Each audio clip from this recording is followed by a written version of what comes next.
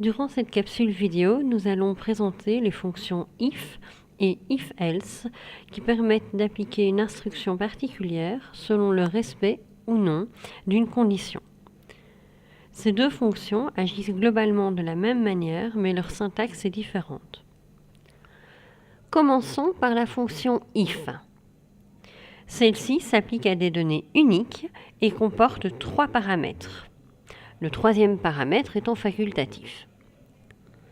La syntaxe est if, puis entre parenthèses nous indiquons la condition à respecter. Ensuite, nous pouvons indiquer les opérations à effectuer si la condition est remplie. Ensuite, nous indiquons le terme else, suivi des opérations à effectuer si la condition n'est pas remplie.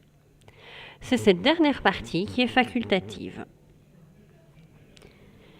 Prenons un exemple et imaginons que nous disposions de 3 codes d'un étudiant. Nous l'appellerons Charles.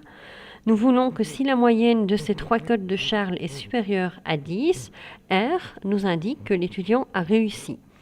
Par contre, si la moyenne de ces 3 codes est inférieure à 10, nous voulons que R nous indique que cet étudiant est en échec.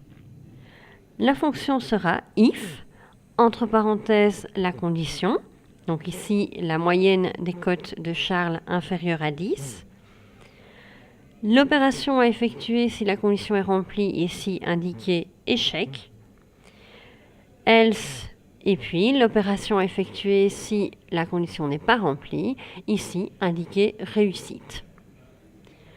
R nous indique bien que l'étudiant Charles a réussi. Si nous appliquons cette même fonction au code d'une autre étudiante, ici Justine, R nous indique qu'elle est en échec. Intéressons-nous maintenant à la fonction if-else. Celle-ci s'applique au vecteur et comporte également 3 arguments. Le premier argument est la condition.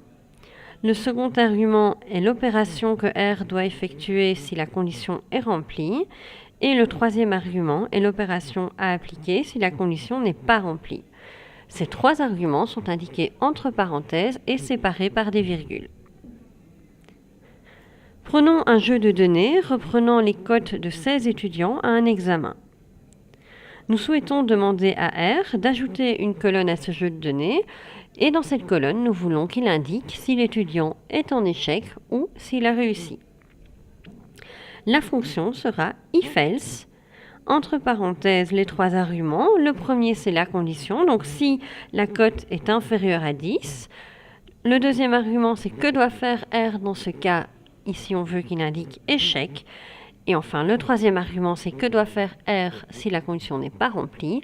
Ici, nous voulons qu'il indique réussite. Nous voyons que la colonne est créée et que R nous indique, en effet, pour chaque étudiant, s'il a réussi ou s'il est en échec.